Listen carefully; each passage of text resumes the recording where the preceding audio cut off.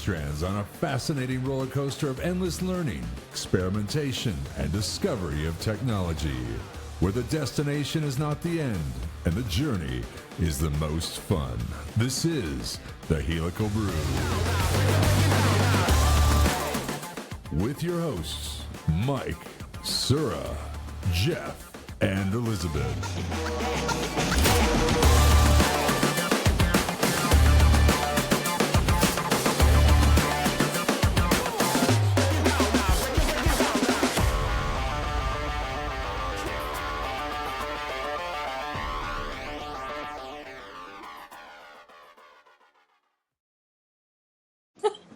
You could do this. All right.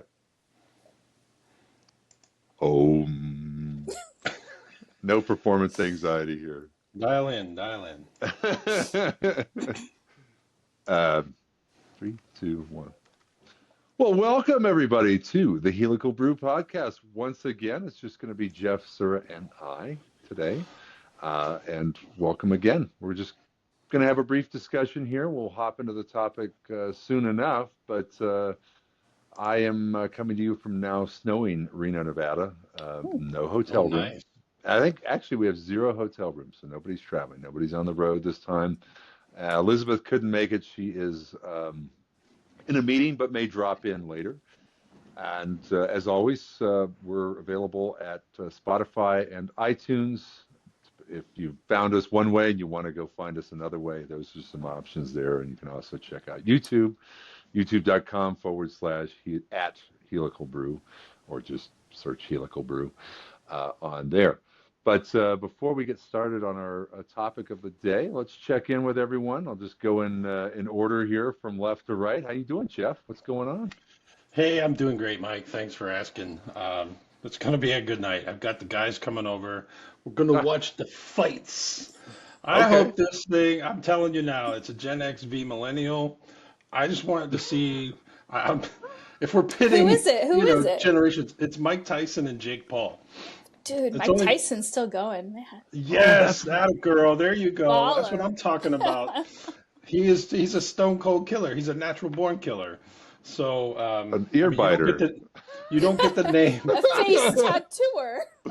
Tattooer, an ear biter. It's a former prisoner. So and a former. That's right. I am a convicted felon. Totally in on Mike Tyson. I just don't think he is. He's not messing around. And Jake Paul's taking it kind of like I equate it to the Rocky 3 Clubber Lang, where Rocky was like, living in America, and he was all flash pizzazz, whereas Clubber Lang was, splitting logs with his teeth, and when it came to the fight, he got his ass kicked. Okay. So Dude, this is what I'm thinking. Alert. Some of us haven't watched this. Oh, well, don't worry. You know how it all ends. Just like would every you watch Rocky it? movie. Probably not. Probably No. not. Yeah. Come No, on. when you watch it, so. You can't spoil something you're never going to see. Yeah. All right. So, well, is this on? I hate to use a very '90s term. Pay-per-view? No, it's actually on Netflix. So if you have a subscription, you're in. AT&T, through AT&T I do. Yeah, I never use it, but yeah. There you go. So now I know what this meme. I was scrolling and there was a meme. Somebody said Nintendo predicted this, and they had a picture of Glass Joe and Mike Tyson. When they face off in the intro screen of Nintendo's Super Punch Out with Mike Tyson, which, by the way, you might remember, Nintendo ran for the door when they learned who Mike Tyson really was and showed his cards. They're like, oh, we don't want to put this on a video game for kids. So Mike Tyson's Punch Out is a collector's item. If you can find that cartridge, you're like, that's gold, because that has not existed for a long time. Wow. I wonder if my brother still collects it.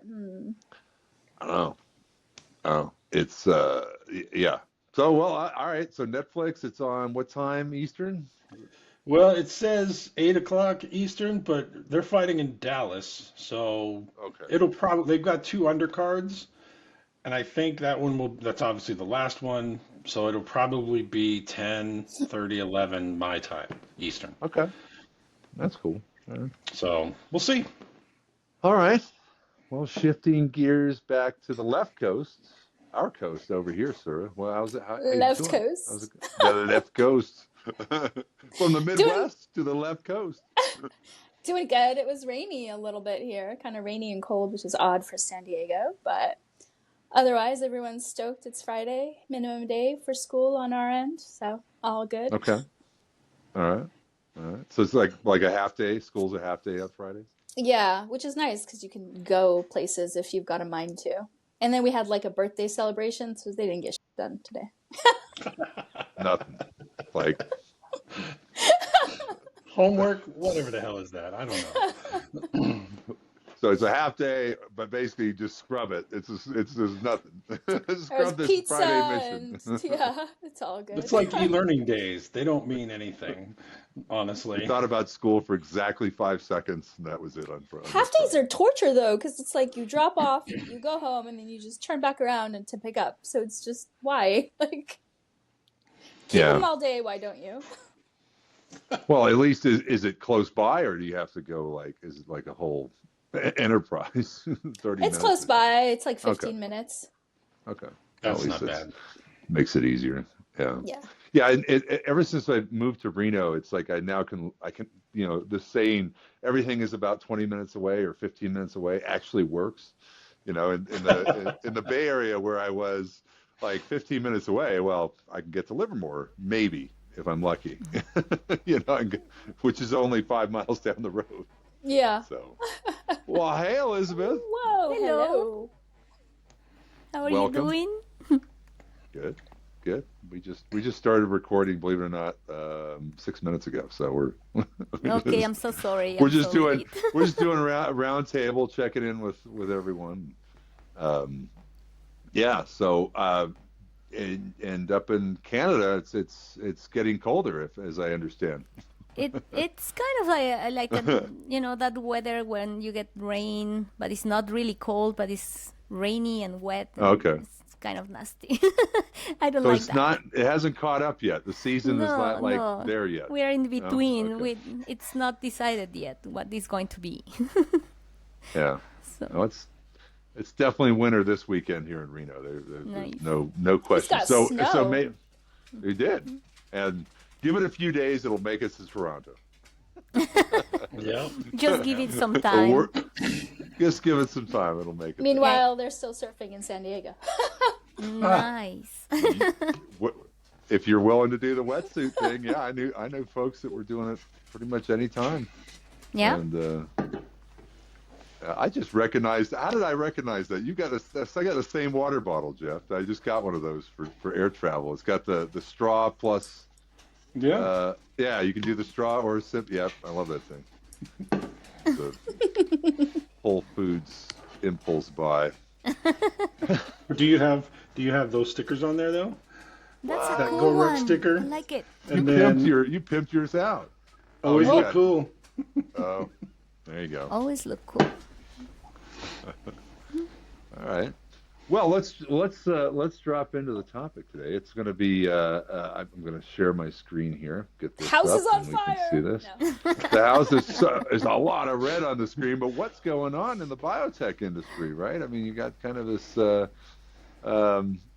different. Some of the main companies in the industry, but we've just seen over the course of. I don't know. I've been I looked at Thermo, a couple weeks ago, and now it's been kind of consistently dropping a little more and more each day, and we're down 3.74% for the day.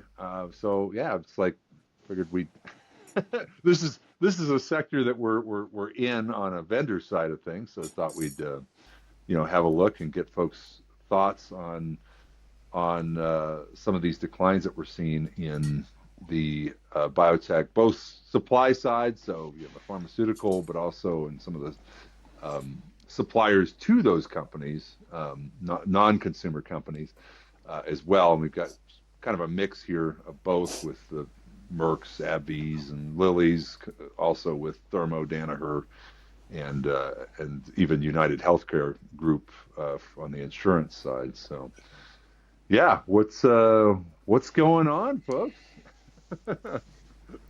It's not like so the crazy. artificial intelligence business, right? Where it's like just up, up, up. We're not in a bubble anymore in biotech. I mean, that's a whole other topic with AI. I feel like that up is, but yeah, it's very odd. At first I was just thinking, gosh, that startup bank going belly up really hit a bunch of startups hard, a couple years ago. And is this the ramification or the what you see kind of coming out of that, the fallout? But these companies like Thermo and Danaher, they've been around for a while. Like, what is happening with the market right now that's affecting their bottom line so egregiously? Yeah, you can see. We can look at it. Look at 1 month, right? I mean, you got just over $600, and now approaching $500 very quickly here, and that's only just in the last 30 days. So it's always a prediction thing with the stock market, right? Just anticipated value or anticipated earnings, and you set the stock price based on that for investment, and that's obviously nothing new, but pretty short time for, I would say, a relatively stable sea of companies, right? It's not like we don't see the water falling out from under these companies like you do sometimes in the tech sector. Although we don't see that like we used to. I mean, remember the days where you would just see a complete drop off of a tech company for one event, and you just, I mean, things that seems to happen earlier in a company's progression as a going from, let's say, startup to acquired, public company or something like that. I feel like in tech, it's not as volatile. I was just talking about that with somebody. If you look at like the tech journalism from the 1980s and 90s, it was truly like a war, between Microsoft, Apple, all these guys. And we've never really seen that kind of dynamic. At least I don't recall a dynamic like that in the biotech sector. Like we had in tech, but there's still volatility in things, and obviously a lot of capital expenditure required to keep these folks propped up and making the kind of money they want to make. But what do you think, Jeff? Well, I kind of understand it, but one of the things I kind of bring up in my mind is now Thermo. I remember the days when Thermo was writing checks like they were going out of style, buying everybody. I mean, anybody that steamed up a mirror, they were buying them, as long as it was related to biotech, whatever. Because that was the big running joke. Oh, did Thermo buy them today? Now, you would think that like Danaher or Thermo would have enough diversification that it's not so always heavy biotech. It's segments of biotech, but maybe one could carry the other where if one's down, it's not such a big hit. But we're seeing a lot. I mean, investors are scared of this segment for obvious reasons. I mean, what we're talking about today, it's been over a week plus now since the election happened. And now with I think we're seeing this today because of the announcement yesterday of a certain cabinet appointment for HHS and what that individual might be bringing to the table. Now, there's still a confirmation hearing. Call it out. Who's this person? No, I mean, it's Bobby Kennedy Jr., and that has to still be confirmed. There's a whole process there. So I think what's happening is these companies are starting to realize there's a positive lining to it all, in my mind, that maybe they might be thinking, okay, maybe we have been thinking about medicine in the wrong way. We're more focused on this one thing, and dare I say, it's just treating the symptom. Let's figure out how to get to a cure for the problem, as opposed to treatments of the symptoms. And just kind of flipping their heads on, we should probably be doing it a different way. So that's where a silver lining comes in. Now, the big thing that gets me is when you see prices dip like this, there's vultures on the sidelines that are just waiting to gobble this up. It happens. That's the stock market. And then what you wind up happening is companies like Thermo, like Danaher, and the like get gobbled up by these big investment firms, and they own them, a high percentage, a decent percentage of them, and then they have control over the boards, control over where the direction's going, that kind of stuff. So you may make an impact from the HHS, easy for me to say, the Health and Human Services Director position, secretary, but then you wind up getting, those companies get gobbled up by these other firms who make strategic decisions regardless. So does it make a benefit? I don't know. We shall see. Yeah.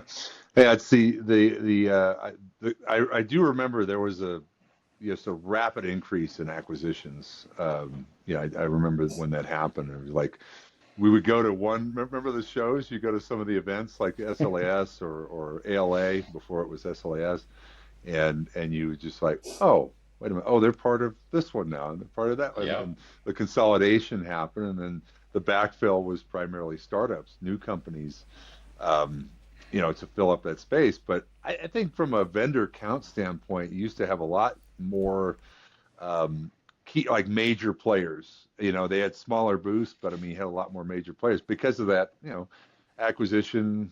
Somebody wanted a certain imaging technology or a pipetting technology, or they wanted to, build out automation, you name it, have access to software, all these like super expensive things like automation software development, Elizabeth, Yeah. right? These are very, it's a long process, and we saw, large companies acquiring pre-existing software as well. And yeah, with Thermo these days, it seems like a lot of their acquisitions, we can see it in their news tickers, all the different things that they're looking at now and what they're acquiring. Although it seems in the news currently, there's a lot of shareholder or share repurchases. We can see that. Yeah.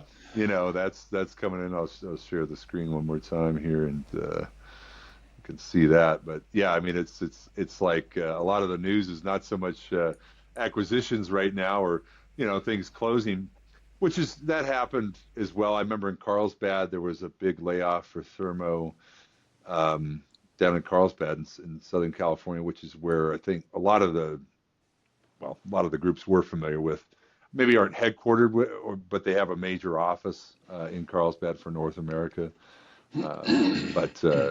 Yeah, so less news. I was actually thinking I was going to see news about some of their acquisitions, but less news about acquisitions right now and more about consolidation and stock repurchasing currently happening at the moment.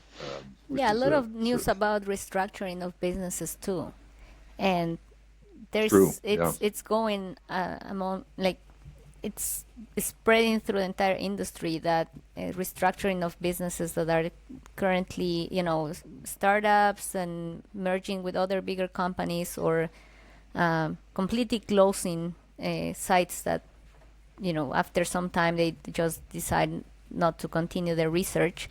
And it's been a whole year. So I think what we're seeing right now, it's a result of the entire year of how things have gone through. And I think all of us have seen it and feel it in different ways as vendors, users, and as well as part of these companies that have let a lot of people go, really talented people, and which I was reading just yesterday on LinkedIn, one of the posts, that now companies are just putting a post for jobs, opening of certain careers, but they're not really hiring right now. It's just trying to get a repository of talented people, candidates, but they're not hiring, which is really concerning, because there are a lot of people really desperate to get jobs right now, and it's all over the country. And I think past that, for the border of the United States, it's also spreading to other areas, like other countries as well. Yep, definitely. And there you go, Jeff. There's that news that RFK Jr. There you go. under the Lilly ticker right there. Yeah, no doubt about it. And yeah, that's the restructuring piece. It's always hanging out there, but it tends to get ignored when things are going well. Folks will pay a lot more attention to infrastructure and on investments they might have made years back. It could have been several years ago that they purchased a company, and then they decide, oh, things aren't going quite as well. We need to save some money, and then we'll go in and restructure, consolidate, a particular group into another office or something like that. And yeah, that does tend to happen when the market is taking a hit.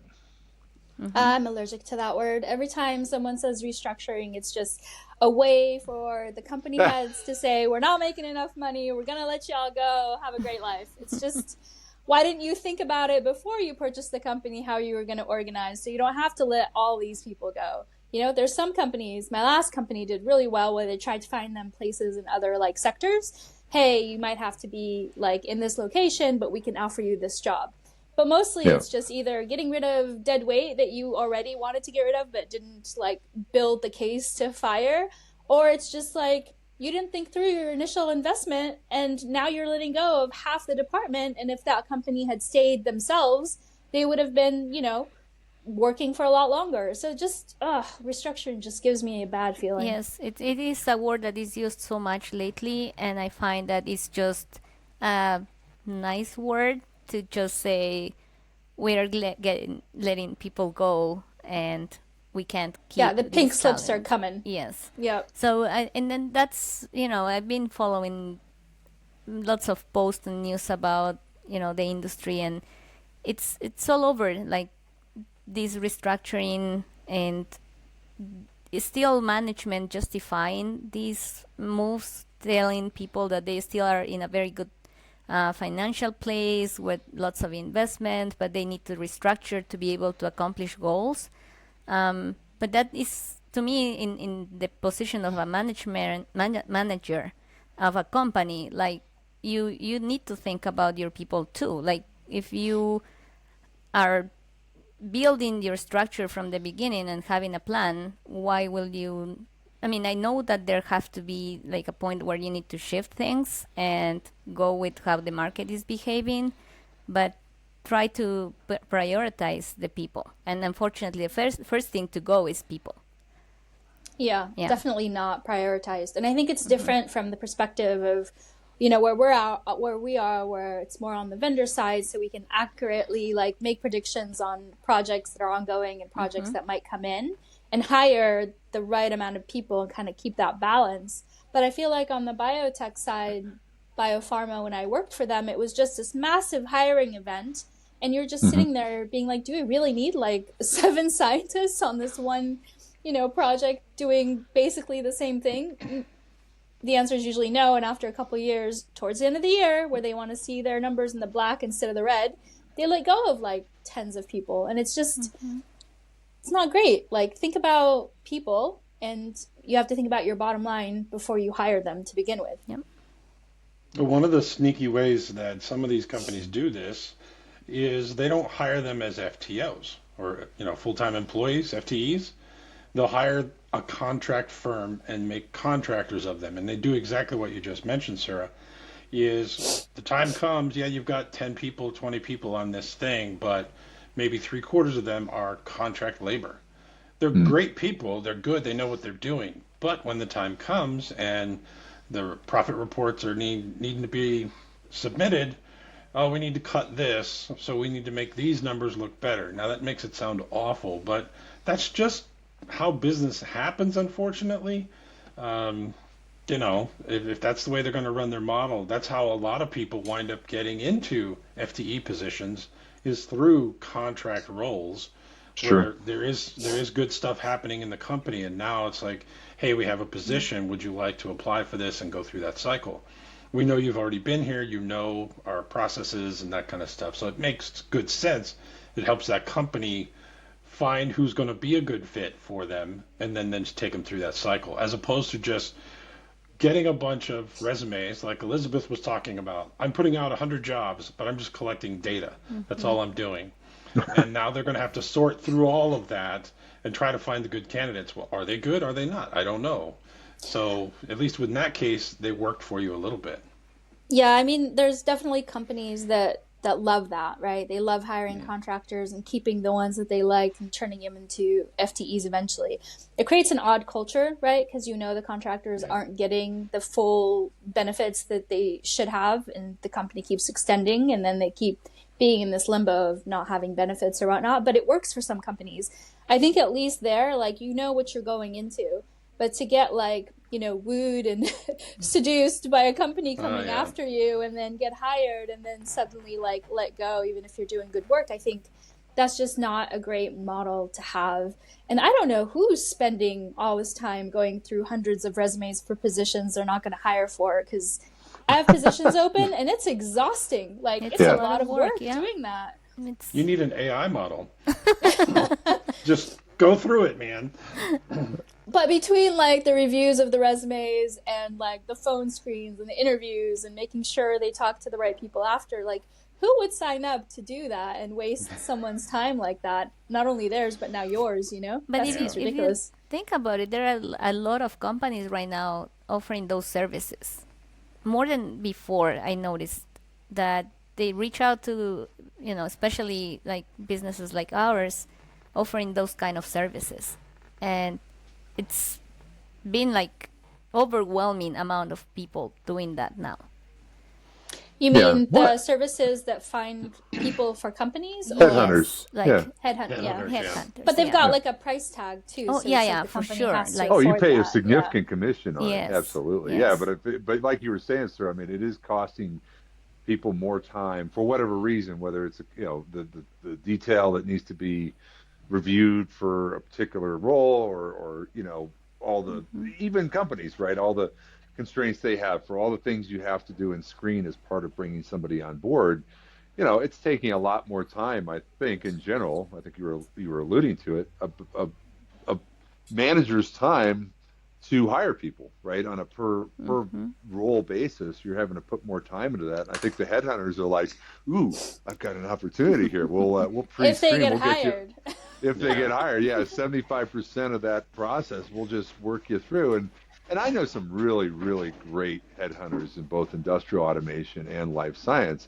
I've also come across headhunters that are, I mean, it's a pretty thin review that they're doing before it's coming across my desk, and it's I think that's where it's nice to have work for a company that has a very strong kind of HR and recruiting presence, like mine does. We have a very, very talented team on recruiting, right, and HR, and I think that helps a lot, makes it a lot easier to go through these things because they know what we're looking for, right? They've worked in the business.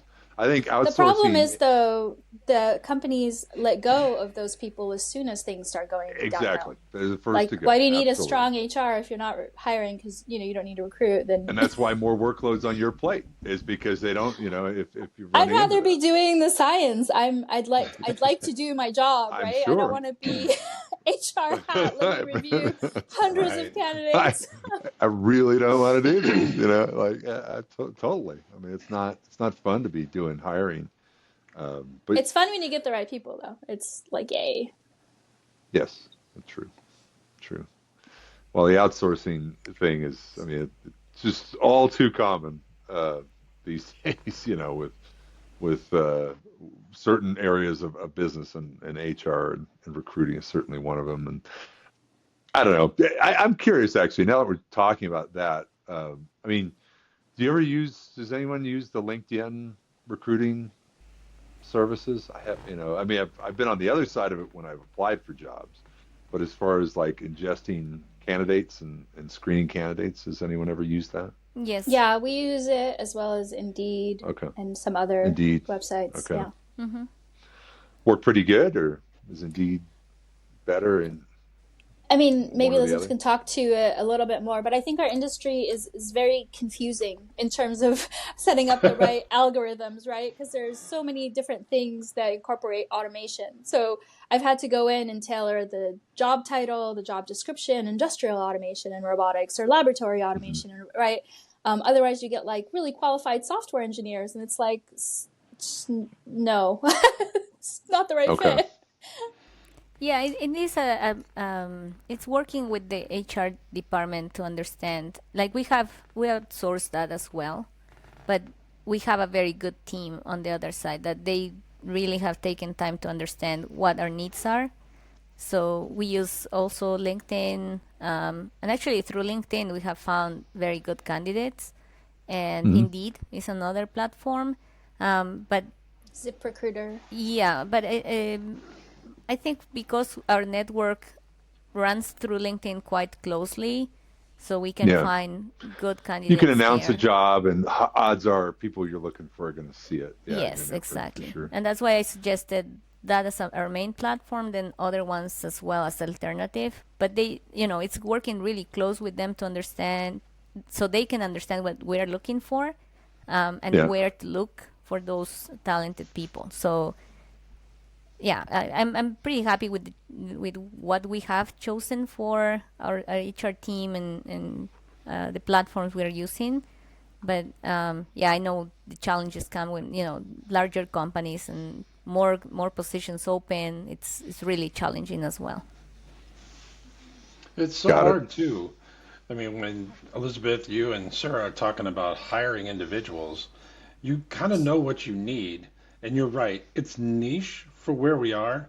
There's some crossover in some things, but you don't know exactly what you're going to get. We've talked about this before on an episode where there is no program defined at the university level or otherwise that specifies laboratory research automation, which is a different beast altogether than industrial, which you will get in a standard mech or mechatronics program. You will understand those things. And you get somebody on a piece of paper that says this, but that's not quite what I'm talking about. You just missed the boat a little bit. Yes, they can be trained and molded into fit that category, and there's just some crossover and you'll fit there, but it's difficult. I understand that for sure. And you can afford that on the biotech side, right? You can afford getting somebody in and getting them up to speed and training them. But if you're a consultancy company and companies are using you specifically because they don't want to hire and let go of talent, right? They know they can use your engineers for those purposes. You need someone to hit the ground running, Like I need a senior engineer who knows what they're doing, that can go into these companies and, hit it out of the park.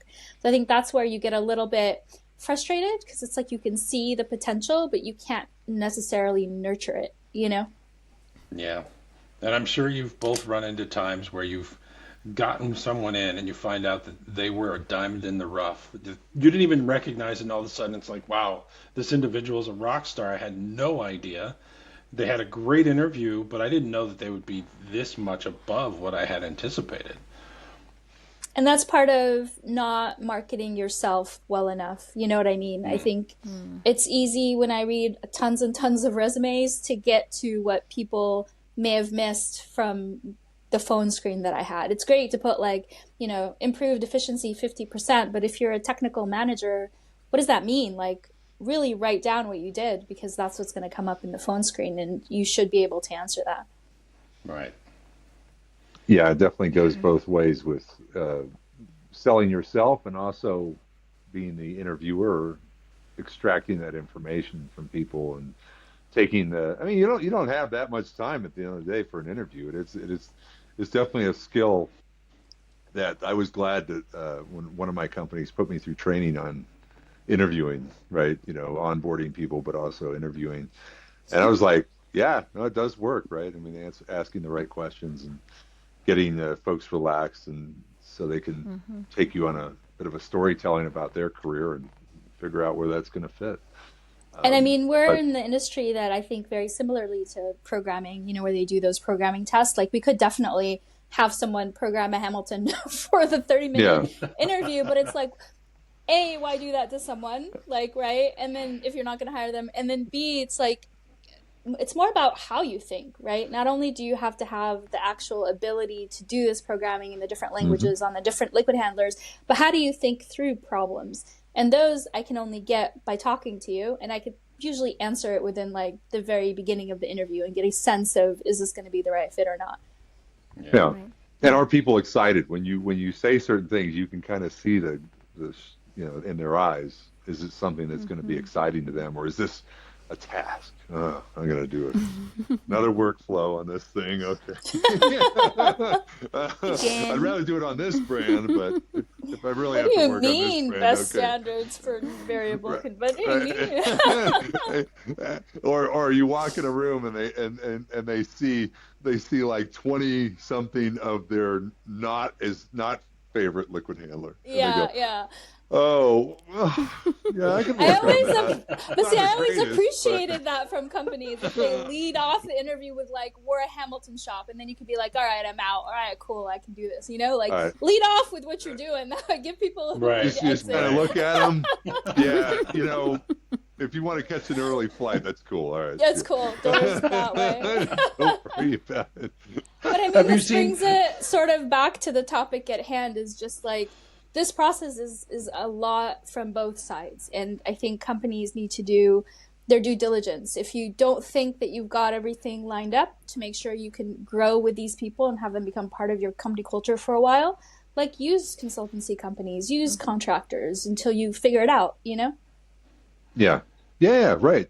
And don't waste the time of hiring for the company that wants to hire, as well as other people's times. Like, well, I mean, I've heard these situations where somebody gets hired and then like 6 months later, like, we changed our mind. I mean, employees need to do their due diligence when they're coming on board too. Make sure it's a job that's going to stick, because I mean, they will go, we never do contractors, but we'll hire somebody for 6 months and make it, but then they give you the impression you're going to have, this is like a major strategic change where they weren't really convinced of doing it anyway. Or, it's sometimes hard to dig through the politics of that when you're on the other side of it, but, keep your eyes out. So you could narrow down the field, Sura, if you ask the question, so have you seen Hamilton? And if they respond, the musical, thanks for coming, they're gone. Well, the nice part about my team is I need all sorts of different engineers. So it's just, I feel like when people apply, they apply to all the jobs. And it's like, hey, really stoked that you're excited about your skill set, but this is not the right rec. Like, could you shift to this way? I'm going to need you to go ahead and... It wouldn't be a podcast without our Office Space reference. Lumberg. But it's just hard out there. It's hard out there. I used to peruse LinkedIn job openings just to flirt with the possibility of leaving my current position, right? But now it's like there's nothing out there, even if you're trying to kind of wet your feet in what's the pool is, right? Mm-hmm. Yeah, I mean, the jobs popping up in my feed are less life science. They're the lowest in life science I've ever seen in terms of the count. It's now, most of them are AI market manager. I'm telling you, like 8 out of 10 were something to do with AI and sales, or whether it's relationship management or sales or whatever. I'm like, that's why I kind of brought it up earlier. I'm thinking, geez, this is not going away anytime soon, as it shouldn't. I mean, obviously, there's so many investments around it, but I mean, in terms of setting up relationships with life science companies, setting up relationships with automotive companies, anyone who can use AI, they're building out essentially what a capital equipment company would set up for selling robots to pharmaceutical, semiconductor, segment managers and things like that. So I get it. Being in one of those roles currently.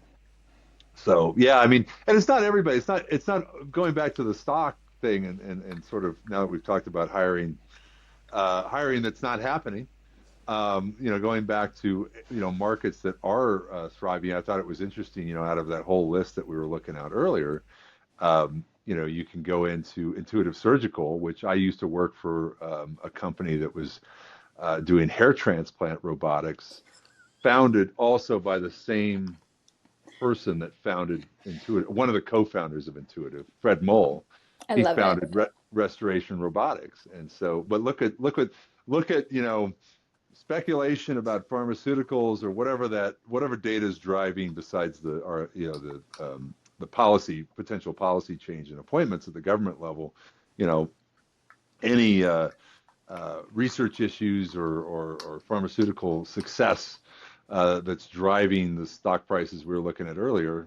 Here's hardware that's used for doing surgeries that are known quantities, right? It's not speculation about what surgeries can be done with the intuitive device, and so it's like they've seen the opposite. They've seen some growth and increase in their value over the last few months. But yeah, I mean, the not all surgical companies are that successful. So the other one, restoration, I mean, they're still out there, and those machines are still out there. It did not grow leaps and bounds like they wanted it to. Not like the Da Vinci device did, that's for sure. Yeah. Yeah, hair transplant. These are primarily necessary surgeries. The hair transplant was a completely optional surgery if you want to do it. So, yeah, they're doing quite well, and they've always been a strong player ever since I got into the surgical robot business. I mean, it's 5 years. Yeah, I mean, the ups and downs, but in the last year, look at that. Wow. What's it say about society that like cosmetic procedures do really well in the stock market, but trying to like solve cancer is just not going to do very well? Vanity is king. You aren't well, and in the case of Intuitive, they're not doing anything cosmetic, but I mean, it is, it's something you can see, touch, and feel. Sometimes is have a higher likelihood of success here, because I mean, these are, their demand is primarily driven by hospital demand for required surgeries or necessary surgeries. But yeah, you're right. I mean, Botox is the greatest example of all time, I think, of cosmetic, and that's not even really a surgery. That's just you can't even attribute that to a surgical device. Unlike LASIK, I mean, that was an amazing. And that got better and better the more they invested in it. Yeah, absolutely. I'm still waiting for that pod where you go into and say, reset me to factory settings. Still waiting for that. Note to the market, somewhere out there. Someone invent this. We need a piece of capital equipment that is going to do exactly this. Reset to factory settings. If I go to the general tab of my Mac settings, there's a reset to factory settings button. Just do that. Just do that. Reality. All good. It's funny. Yeah. Well, we talk about these people that are being let go. Obviously, the headlines said it all, but there's going to be a need to backfill that with something that needs to keep the pipeline moving forward. You talked about AI. Okay, yeah, that's up and coming. I wouldn't say that we're in the golden age of AI. That is up and coming. We still have a lot to learn there, to be honest. Mm-hmm. So you still need to do the research on the drugs. This is before manufacture. You still got to go through that. Now, I think what's going to happen, in addition to the policy and governmental changes you talked about, Mike, there's going to start being some accountability. Now, we all know that pharmaceutical companies have no liability. We see that all the time. And it's kind of sucks, it's awful, because if there are some adverse effects for some drug, you see them on the ads on TV. You kind of, there's one that comes up all the time for hockey, hot flashes. I don't understand why hot flashes on an ice playing sport, but there you go. And you look at the symptoms. Imagine someone putting their face on the ice. Exactly. This is a hot flash. This is an ice rink. No more hot flash. Anyway, but you see all the symptoms of the drug, and you're like, never mind. I'll just deal with the hot flash. It's kind of like, it's crazy. But they have to report all those things. But again, people don't care. Going back to the vanity, I can't speak to hot flashes. Obviously, I don't get those, but they must be problematic, but it's almost worth it just to stay in the hot flash and just deal with it, as opposed to liver disease, jaundice, yellowing of the skin, stinky urine, whatever. It's almost worth it just to stay with a hot flash. You watch too much hockey, Jeff. I love hockey. Yeah, I'm sorry. We can tell. Even his ads are tailored to hockey. Yes, that tells everything. Fire and ice, baby. But go back to the liability factor. It's like, yeah, we can just say whatever we want, and we have to report it, okay, but there's nothing you can do about it. So is that what they're afraid of? I would think so, because now there needs to be some accountability with that in regards to, hey, are we making medicines that are genuinely helping people but not killing them to help them, type of thing. I think that's what we're trying to achieve here. What percentage of these side effects do they have to, like, what is the percentage they have to hit before they have to include them in an advert, right? Because if you imagine all the people that are taking that drug, not everyone's going to have all these side effects. Right. And someone like me is going to ask, like, what does the data look like, right? Because I want to know if I'm going to have, like, 24-hour diarrhea or not. But, like, at what point do they have to report it? Because it's scary, like you said, if they have a drug that's passed, that's being sold, and then you hear, like, this laundry list, you're less likely to go after it, right? Right.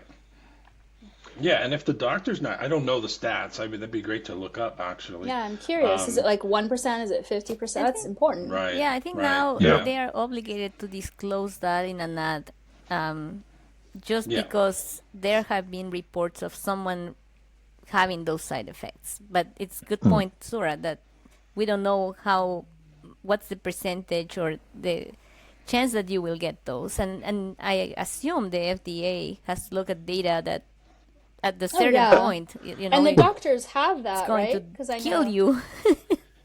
But does the doctor say when he's writing a script for your hot flash, staying with the theme here, oh, by the way, I'm writing your this. Hot flash. No, they don't. And you need to know. They don't tell you this. They don't tell you, hey. No, they don't have to tell you. But they'll share it if you ask. They're on the side of this prescription.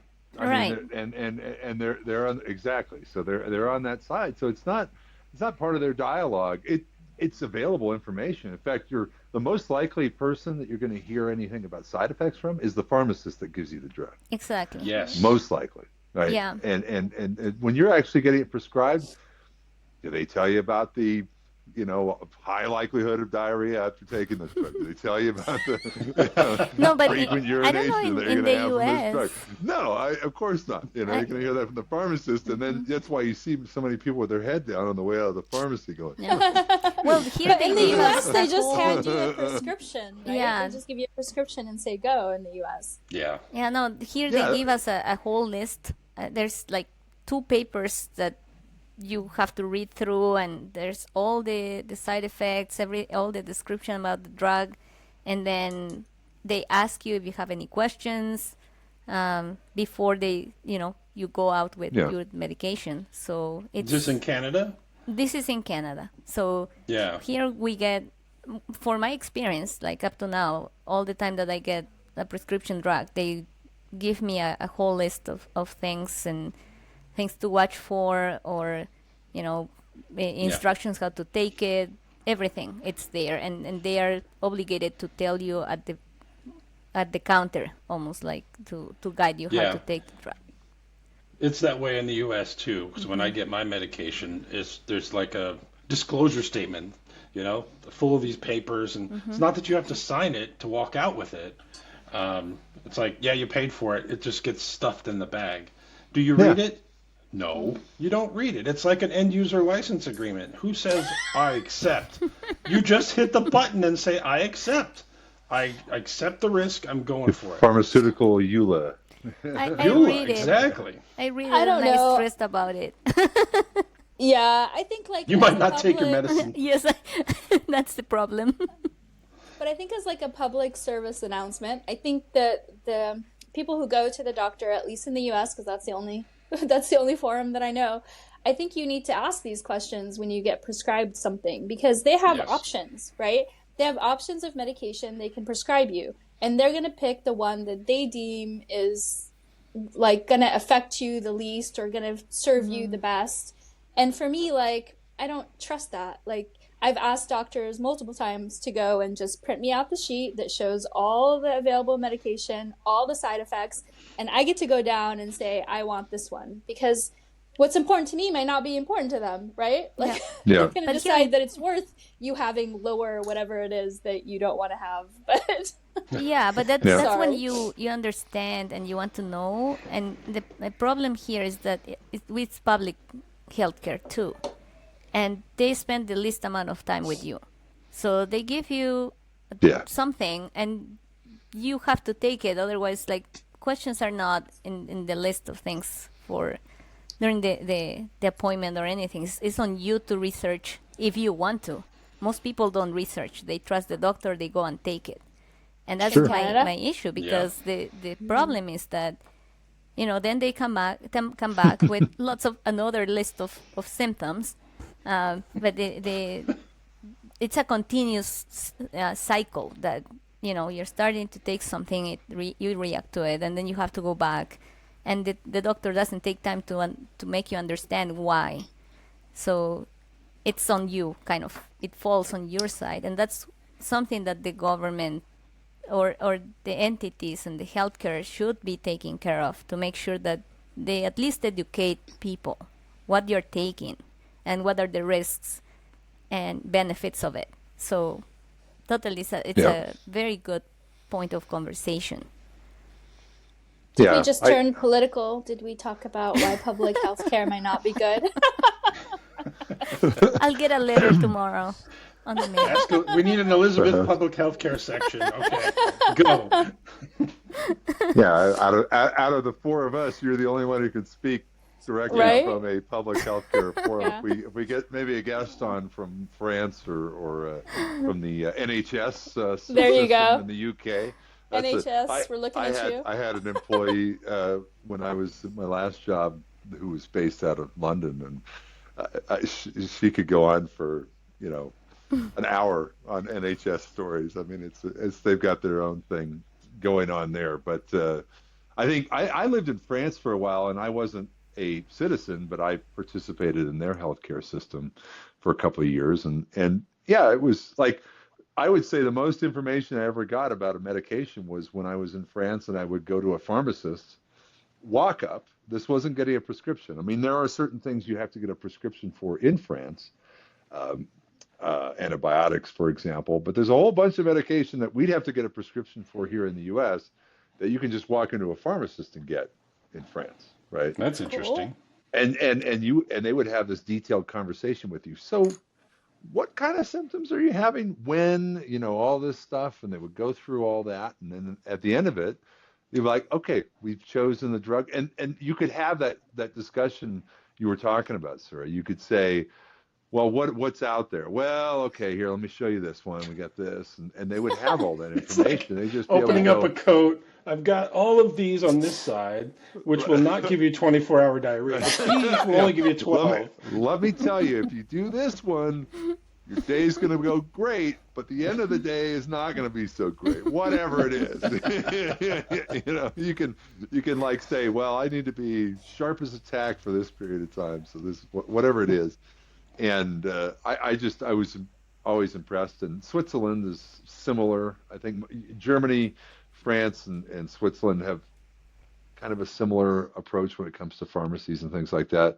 Here it's a big gatekeeper thing. The doctor is the gatekeeper if you want to get a hold of most things. Yeah. And that's why it's always shocking. It's like, oh, wow, this drug is no longer prescription. You see that every once in a while. There's more and more.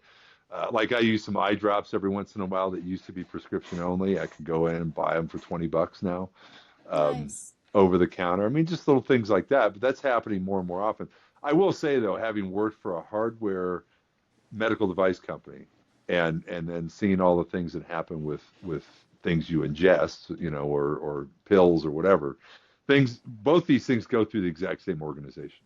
Both are going for clearance. One's a pharmaceutical, one's a medical device. Go for a 510K clearance on a robotic device, right?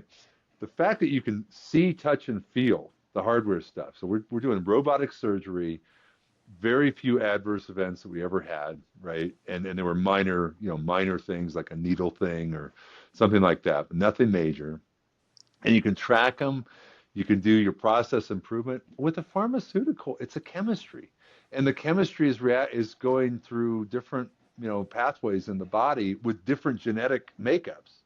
Yes. I mean, the amount of you're going to have random. It's just a recipe for random stuff or things you won't have enough data to go to market. In fact, you would go out of business trying to go to market, collecting the amount of data that you really want to have, right? And I think that's why you end up with a lot of surprises on pharmaceuticals later on. That's a theory. I'm just editorial comments there from that experience. But I think you see it all the time, like you said, Jeff. In pharmaceuticals, they pretty much get a pass unless something like opioids or something. But even that took a long time. Yeah. But there's another shift to that. Also, like there are a lot of drugs that are in the testing or preclinical trials, and they're being tested in people that are suffering from illnesses like cancer or severe illnesses, and they're actually seeing results with that. So I feel that on the other side, like there's some hope for people that are suffering of severe illnesses that have a chance to try something that, if they don't give that a try, they might, end up in a worse situation or die. So things work, and there is a balance that has to be, and I'm in that sense like thankful for that kind of research and the ability to provide those treatments to people that have no hope, and at least they can try something. And we've seen cases that it actually has worked. So it extends the life and the quality of life too. And at the same time, they're being part of that research cycle. Right. And I think if we take it back even further, while there are those, and we have the right to try here in the U.S. for those particular situations where someone's like, I want to try this. It's not approved or anything like that, but I want to try because it offers me hope. Mm-hmm. And if it does come out on the other side, it's like, wow, I'm so glad I had the opportunity. But let's go back further to, well, why did they get the cancer? I think there's not enough asking of why is this happening? Down at the metabolic level. Now I'm kind of moving into, Sura, your science side. And I want to talk to that because scientists are important in this equation. Why aren't we talking further back and further back and further back? And why did we wind up here and now we're so concerned about a drug? Let's go back and say, why did this start? So we can prevent it from ever getting here, type of thing. Yes, I agree with you. But there are genetic illnesses that are not preventable, that you will get them at a certain point of your life. And the research that we see now is trying to discover that at an early stage or even at a genetic level where you're prone to those kind of illnesses.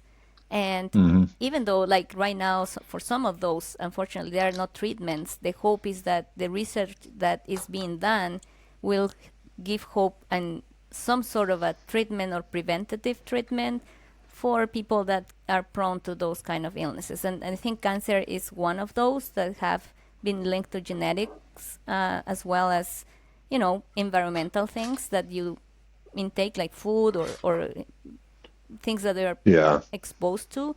But there are other things that are genetic as well. And you have to hope that this industry and where we are and the life science advancements are going to take the quality of life of people to another level, like giving hope and better quality of life. So there are lots of things to consider around here. But there's companies that are doing both things, right? Some people are investigating the reason why these things happen and why cells mutate and choose to behave a certain way. And there's companies that are focusing on making life comfortable and seeing if we could reverse some of these, situations.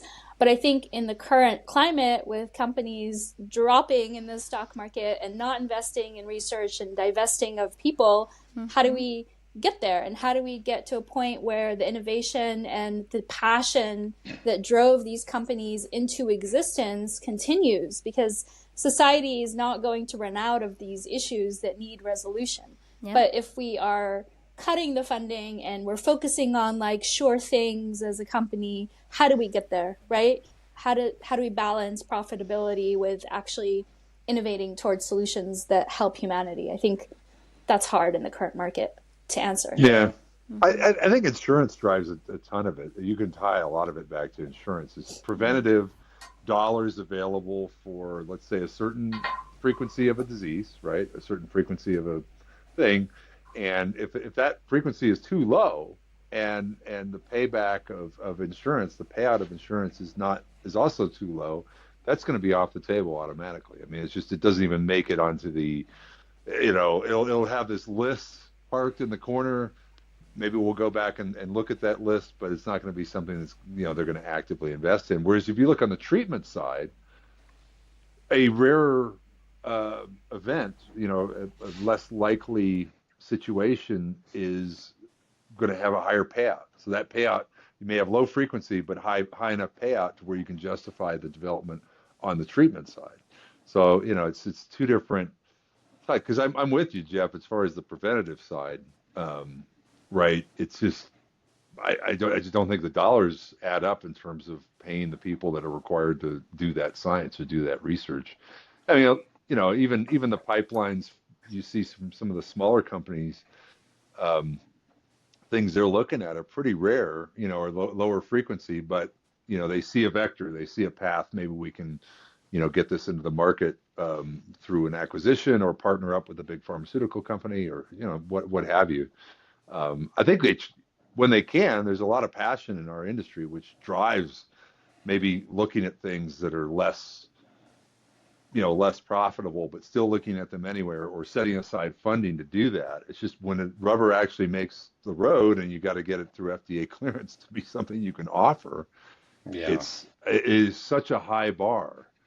And we kind of want that bar, but on the other hand, it's like these research programs where somebody can get treatment on something that would be a death sentence, right? Or something, right? Because it's their last hope to be able to do it, and we have those programs available for that.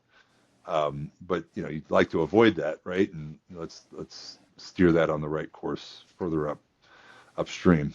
But yeah, it's a tough financial decision. I get it with pharma. It's to figure out where to put those dollars. Yeah, but I mean, I started this podcast by saying like the house is on fire, and if the house is on fire, you're not going to consider these important topics. And I think it's important, if you have an idea, if you're a company that can afford to put dollars towards R&D, keep doing what you're doing over here and don't really like try to get profitable until you resolve the research parameters that you're hoping for. But we don't have that kind of utopia. So what do we do? Yeah. Right? Every company kind of needs its own little nonprofit internally, or a big nonprofit internally that they can use as just sort of a, we can finance this, we can invest in it, and just use it as just working on a different path, if you will, just primarily focused on research. Small team, that kind of thing. I think some companies kind of have that, but yeah, if like you said, if the house is on fire, what else is there to pay attention to? Lots of things, but you just don't have time. Grab the diamonds. That's right. Oh, I forgot I had cash buried under the bed. Let me catch the last 10 minutes of this hockey game. But your house is on fire. I don't care. That would be outside Jeff. in a minute. That'd be me. I'm sorry. Wow, the hockey's a thing. Okay. Mike, if he we doesn't meet want up to in miss the SLAs, commercials. Yeah, I don't think I love yeah, it. that's what Jeff I watch loves hockey for the commercials. That's it. Hockey. I'm just like, do you have like Neil Peart's Hockey Night in Canada on repeat? No, but I have got a specific subscription to ESPN Plus, so I can follow my team, the Philadelphia Flyers. So, I mean, that's how dedicated we are. It's the entire family. There is no other sport in our house. That's it. Hey, they need to sponsor this podcast. That's all I'm saying. Yeah, they're getting a lot of hockey in general. The NHL, sponsored by the NHL. Yeah. I'll wear a hockey jacket right now. Let's go. I'll wear a Canada shirt next time. For this episode, Hammer Time is no longer Hammer Time. It's a board check. She's bringing the slashing. High sticking. Yep. And don't forget the 5 minutes for fighting. Well, we have circumvented the globe of pharmaceuticals today with a little stock market, a little bit of philosophy on what to pursue in the pharmaceutical market, and we're just going to close it up with some hockey. Like all good things. It is that season, which is great, and I will enjoy on the 65-inch TV some hockey matches. You'll appreciate that, Jeff. So we'll take advantage of that. Well, all right. I think it's a good wrapping up point. Right at an hour, I think. Yeah, just over an hour. Wishing everyone a great rest of November with Thanksgiving coming up, and of course the Christmas holidays. I can already hear the Christmas music, and it's not even Christmas yet. It's not even post Thanksgiving. We haven't even had that yet. My youngest is already playing it. Well, we had Thanksgiving in Canada already, so we are ready for Christmas. What? You couldn't do it on the same day? No. Like one big North American Thanksgiving party, and you're like, oh, we got to do it earlier. Yeah, we just... See, they still have allegiance to the crown, Mike. We fought a war to not have that. Oh, one of the most entertaining YouTube videos is this person that does a breakdown on the whole structure of the empire, the UK, England, every possible vector. Why is this? Why do they have this on their money? Why do they have that on their money? And yeah, it's pretty hilarious. And Canada gets looped in there, of course, but it's just the crown. The crown. England may be this little country, but the crown is everywhere.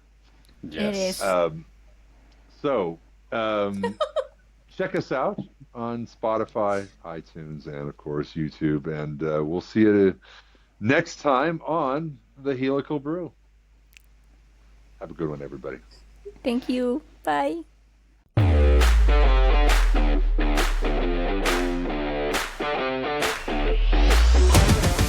Thank you for joining us on the Helical Brew. We're glad to have you with us. For more episodes, please visit our website at helicalbrew.com. That's helicalbrew.com.